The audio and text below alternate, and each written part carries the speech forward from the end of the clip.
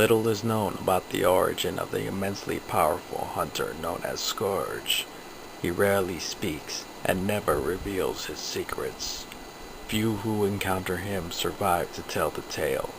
Most often, he descends on his target from the sky, lays waste to all who oppose him, and disappears back into the darkness of space.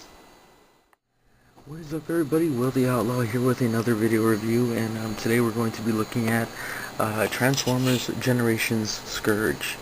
Now, let me just start off by saying that there are very few figures nowadays that invoke a true G1 feel to them, and figures nowadays don't really give me that nostalgic feel that I used to have when I got the older figures and everything.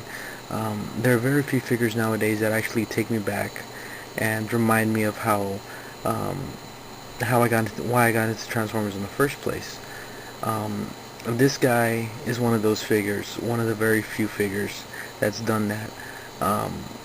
This is one of those figures that just does everything right, in my opinion, when it comes to not only bringing back the look and the feel of an old character, but doing it with modern technology and just doing everything right in that respect.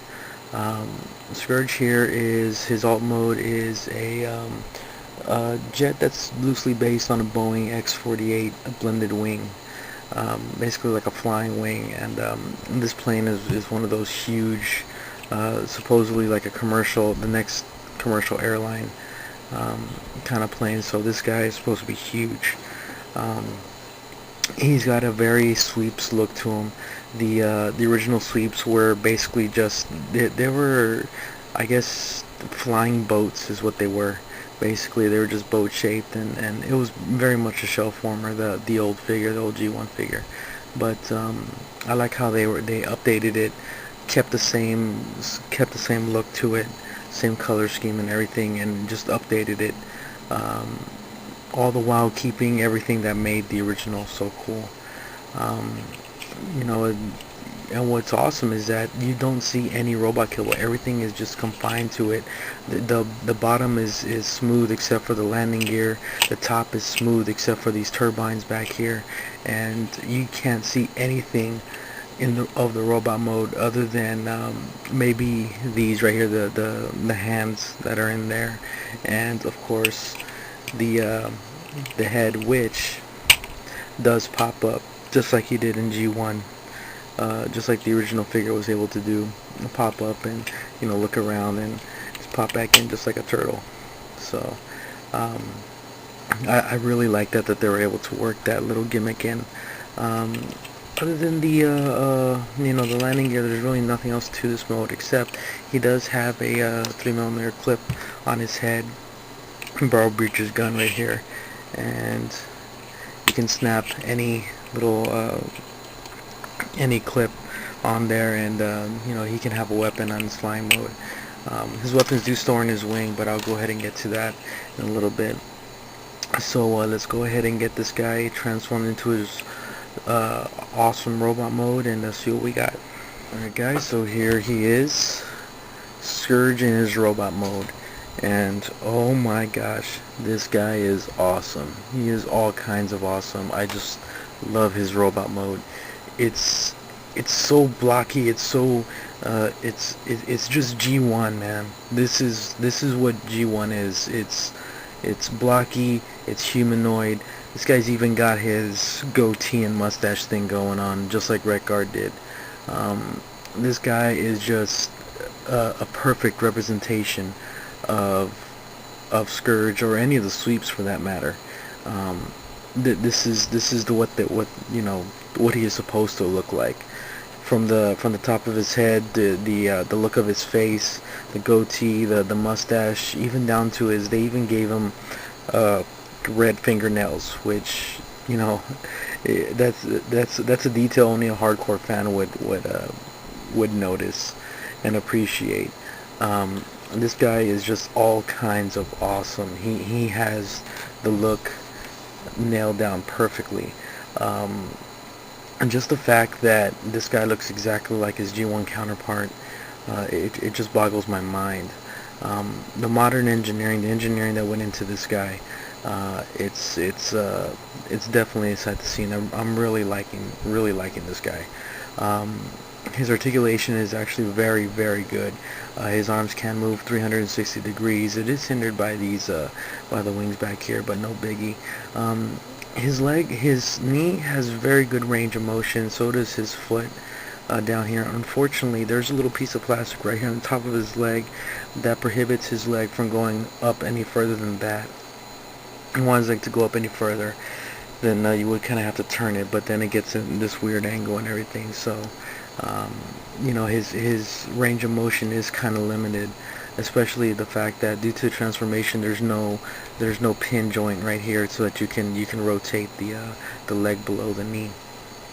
A couple of complaints I have about this robot mode. Unfortunately, it's not perfect. A couple of complaints I do have is the fact that his feet are kind of small, and he is kind of back heavy due to the wings back here, and his feet are kind of small. I would have liked to have seen maybe an extended heel spur to help with the balancing. When you do have him standing up, you kind of have to have the wings coming forward a little bit. You can't really have them spread out to where it will look cool. Like I would like to be able to have him spread out like that, but unfortunately, he doesn't balance all too well on these little feet. I know that maybe it's just on mine, but his thigh joints right here are kind of loose, so it's kind of hard to get him in some good poses without him slipping and sliding all over the place. He has really good light piping. Unfortunately, his light piping is blue, and I don't know if we're gonna be able to see that. Let me see if I can get some. Well, not really, but he's got well, they're not really blue, but they're just not colored. It would have been awesome if they could have gotten some red light piping, just like in his box art there, and he would have just looked menacing as hell, and it would have been awesome. He does come with 2 guns, believe it or not, and they do store in his wing back here pretty cleverly. If you ask me, each wing is molded to a specific gun, and he can dual wield. You can have him dual wield like that, and this thing folds down to where you can put it on either hand, and they are kind of a tight fit, so you got to be careful when you're putting it in. And you can have them dual wielding like that, or, which is an amazing homage, which I can't believe they actually did this, you can take this, flip it down to where the little clip comes out, and then you clip it onto the top of this gun, and you have, what does that look like? That to me looks like Fracas. That is Fracas, his old target master. Unfortunately, I can see why they didn't go with the whole robot turning into the gun, but I'm glad that they were able to put this in. I really am. And this figure is just kind of rejuvenated my enthusiasm for all these new figures that are coming. I kind of stopped getting all the new figures, but when I saw pictures of this guy, pictures of Redguard, pictures of the Cup, I just had to get back into it, and I'm really glad I did. So, bottom line, this guy is not the perfect action figure. He does have some balancing issues. He does have some joint and tightness issues, but other than that, he is just a perfect addition to your collection, and he will fit perfectly in either your classics or your G1 collection. So there you guys go. Hope you all enjoyed, and take it easy.